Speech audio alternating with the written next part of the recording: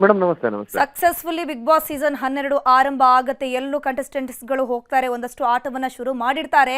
ಈಗ ಒಂದು big boss ಗೆ ವಿಘ್ನ ಎದುರಾಗಿದೆ ಸರ್, ಏನ್ ಹೇಳ್ತೀವಿ? ಹೌದು ಮೇಡಮ್, ಆಕ್ಚುಲಿ ತುಂಬಾ ಬೇಜಾರಾಯ್ತು ನನಗೂ. ಸೋಷಿಯಲ್ ಮೀಡಿಯಲ್ಲಿ ನೋಡಿದಾಗ ಈ ವಿಷಯಗಳನ್ನ ತಿಳ್ಕೊಂಡೆ ನಾನು.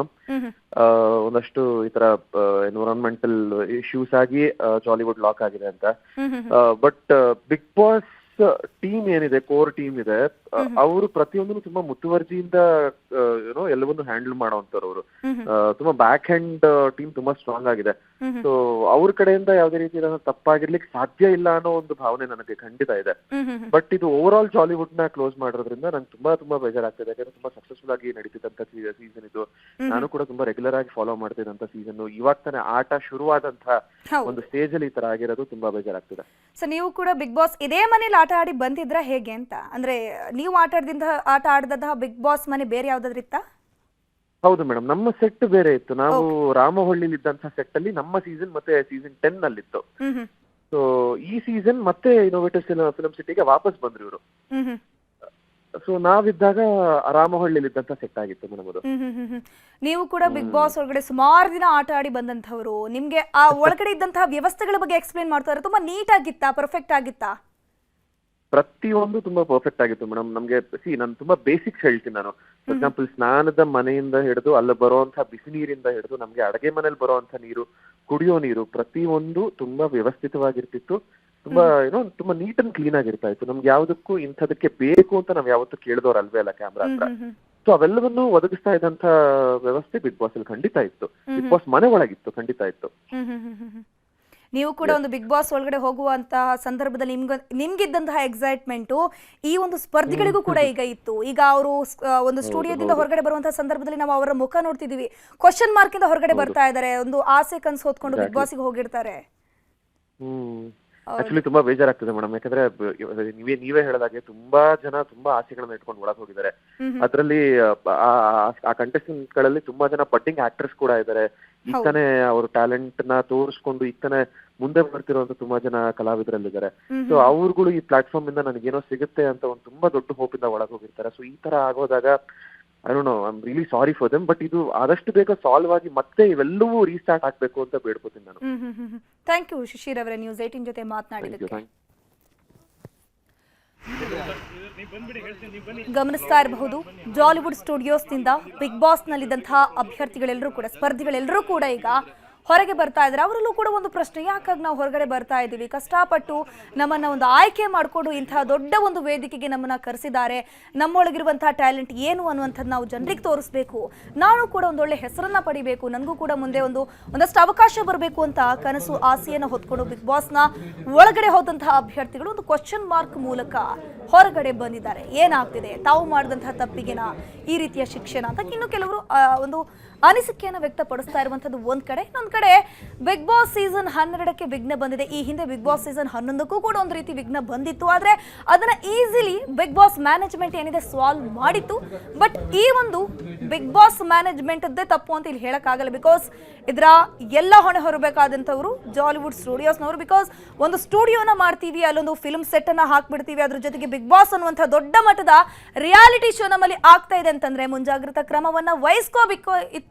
ಆದ್ರೆ ಅಲ್ಲಿ ಜಾಲಿವುಡ್ ಸ್ಟುಡಿಯೋಸ್ ಅವರು ಎಡವಿದ್ದಾರೆ. ನಾವು ಒಂದು ಸ್ಟುಡಿಯೋನ ಮಾಡ್ತೀವಿ, ಬಿಗ್ ಬಾಸ್ ರಿಯಾಲಿಟಿ ಶೋ ಆಗುತ್ತೆ, ಅದಕ್ಕೊಂದು ಮನೆಯನ್ನ ಕಟ್ಕೊಡ್ತೀವಿ, ಅದ್ರ ಜೊತೆಗೆ ಒಂದಷ್ಟು ಫಿಲ್ಮ್ ಸೆಟ್ ಅನ್ನ ಮಾಡ್ತೀವಿ ಅಂತಂದ್ರೆ ಅದಕ್ಕೆ ಬೇಕಾದಂತಹ ಮೂಲಭೂತ ಕೆಲಸಗಳನ್ನು ಕೂಡ ಮಾಡಬೇಕು, ಎಲ್ಲ ಸೌಕರ್ಯಗಳು ಕೂಡ ಚೆನ್ನಾಗಿರ್ಬೇಕು, ಪರಿಸರಕ್ಕೂ ಕೂಡ ಹಾನಿ ಆಗಬಾರ್ದು, ಪರಿಸರಕ್ಕೂ ಕೂಡ ಒಳ್ಳೆಯದಾಗ್ಬಿಟ್ಬಿಟ್ರೆ ಅಲ್ಲಿ ಯಾವ ರೀತಿಯ ಹಾನಿ ಕೂಡ ಆಗಬಾರ್ದು ಅನ್ನೋ ನಿಟ್ಟಿನಲ್ಲಿ ಜಾಲಿವುಡ್ ಸ್ಟುಡಿಯೋಸ್ ಕೂಡ ಒಂದು ಗಮನದಲ್ಲಿ ಇಟ್ಕೋಬೇಕಿತ್ತು. ಅದ್ರ ಜೊತೆಗೆ ಜಾಲಿವುಡ್ ಸ್ಟುಡಿಯೋಸ್ಗೆ ಈ ಹಿಂದೆ ಕೂಡ 3 ಬಾರಿ ನೋಟಿಸ್ ಅನ್ನ ಕೊಟ್ಟಿದ್ರು.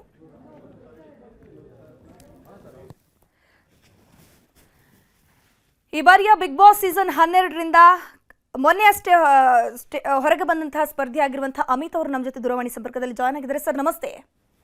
ನಮಸ್ಕಾರ ಮ್ಯಾಮ್, ಹೇಗಿದ್ದೀರಾ? ನಾನು ಬಿಗ್ ಬಾಸ್ ನಲ್ಲಿ ಈಗಾಗಲೇ ನೀವು ನೋಡ್ತಾ ಇರಬಹುದು, ಬಿಗ್ ಬಾಸ್ ನಿಂದ ಸ್ಪರ್ಧಿಗಳೆಲ್ಲರೂ ಕೂಡ ಹೊರಗೆ ಬಂದಿದ್ದಾರೆ. ಆ ವಿಚಾರ ನಿಮಗೂ ಕೂಡ ಗೊತ್ತು. ನೀವು ಬಿಗ್ ಬಾಸ್ ಮನೆಯಲ್ಲಿ ಕೆಲ ದಿನಗಳನ್ನ ಕಳೆದಿದ್ದೀರಾ. ಅದರ ಬಗ್ಗೆ ನೀಟ್ನೆಸ್ ಬಗ್ಗೆ ಮಾತನಾಡೋದಾದ್ರೆ ಅಲ್ಲಿನ ವ್ಯವಸ್ಥೆಗಳು ಹೇಗಿತ್ತು ಅಂತ? ಮ್ಯಾಮ್ ನಮಗೆ ಒಳಗೆ ವ್ಯವಸ್ಥೆಗಳು ತುಂಬಾ ಚೆನ್ನಾಗಿತ್ತು ಅಂಡ್ ಅದೇನೇ ಸೆಗ್ರಿಗೇಷನ್ ಇದ್ರು ನಾವು ಚೆನ್ನಾಗಿ ಮಾಡ್ಕೊಂತ ಇದ್ವಿ ಅಲ್ಲಿ. ಸೊ ಮನೆ ಒಳಗೆ ನಮಗೆ ಯಾವುದೇ ತರದ ಸಮಸ್ಯೆ ಕಂಡು ಬಂದಿಲ್ಲ ಅಂಡ್ ಇದ್ರ ಬಗ್ಗೆ ನಾವು ಕೇಳಲೇ ಇಲ್ಲ, ನಮಗ್ ಗೊತ್ತೇ ಇರಲಿಲ್ಲ.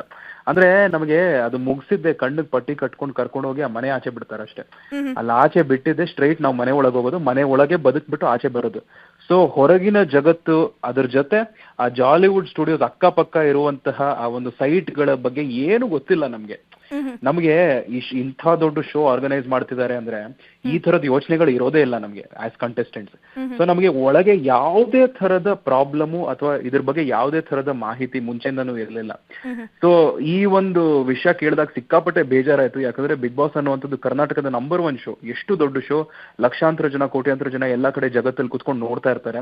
ಅಂಡ್ ಸಾವಿರಾರು ಜನ ಅವರ ಜೀವನ ಈ ಒಂದು ಶೋ ಮೇಲೆ ಡಿಪೆಂಡ್ ಆಗಿದೆ. ಸಾವಿರಾರು ಜನ ಕೆಲಸ ಮಾಡ್ತಿದ್ದಾರೆ. ಕ್ಯಾಮ್ರಾ ಹಿಂದೆ ಇರುವಂತಹ ಟೆಕ್ನಿಷಿಯನ್ಸ್ ಆಗಿರ್ಬೋದು, ಟಾಸ್ಕ್ ಮ್ಯಾನೇಜರ್ಸ್, ಕ್ರಿಯೇಟಿವ್ ಆರ್ಟಿಸ್ಟ್ ಆಗಿರ್ಬೋದು, ಎಷ್ಟೋ ಜನ ಕೆಲಸ ಮಾಡ್ತಿದ್ದಾರೆ. ಸೊ ಎಲ್ಲೊಂದ್ ಕಡೆ ಅವ್ರಿಗೆಲ್ರಿಗೂ ತುಂಬಾ ಅನ್ಯಾಯ ಆಗ್ತದೆ ಅಂತ ಒಂದು ಬೇಜಾರಷ್ಟೇ. ಅಂದ್ರೆ ಫ್ಯಾನ್ಸ್ಗೂ ಮೋಸ ಆಗ್ತದೆ, ಕಂಟೆಸ್ಟೆಂಟ್ಸ್ಗೆ ಪಾಪ ಅವರು ಒಂದು ಟಾಸ್ಕ್ ಒಂದು ರೀತಿ ತಲೆ ಯೋಚನೆ ಮಾಡ್ಕೊಂಡು ಮೈಂಡ್ ಗೇಮ್ ಅದು ವ್ಯಕ್ತಿತ್ವದ ಆಟ ಅಷ್ಟೆಲ್ಲ ಯೋಚನೆ ಮಾಡ್ಕೊಂಡು ಅವ್ರು ಪ್ಲಾನ್ ಮಾಡಿರ್ತಾರೆ. ಸಡನ್ ಆಗಿ ಅದನ್ನ ನಮ್ಮ ಮಧ್ಯದಲ್ಲಿ ಹೊಡೆದಾಕ್ದಂಗೆ ಆಗುತ್ತೆ. ತಿರ್ಗಾ ಫ್ರೆಶ್ ಆಗಿ ಶುರು ಮಾಡ್ಬೇಕು ಅವರು. ಅಂಡ್ ಅವ್ರು ಮಾಡಿದ್ರೆ ಅದೇ ಜಾಗದಲ್ಲಿ ತಿರ್ಗಾ ವಾಪಸ್ ಬಂದು ಶೂಟ್ ಮಾಡ್ಬೇಕು. ಬಿಕಾಸ್ ತುಂಬಾ ಜನ ಅದೇ ಜಾಗದಲ್ಲಿ ಇನ್ವೆಸ್ಟ್ ಮಾಡಿರ್ತಾರೆ, ಅದೇ ಜಾಗದಲ್ಲೇ ಶೂಟ್ ಮಾಡ್ಬೇಕು.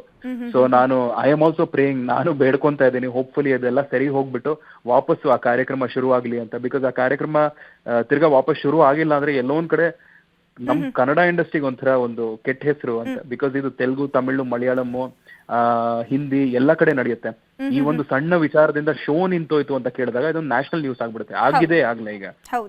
ಸೊ ಅದೆಲ್ಲೋ ಒಂದ್ ಕಡೆ ಅದನ್ನ ಸರಿ ಮಾಡಿಸ್ಬೇಕು ಅಂತ ನಾನು ಕೇಳ್ಕೊಂತ ಇದ್ದೀನಿ. I will also pray that ಸರಿ ಹೋಗ್ಲಿ ಅಂತ.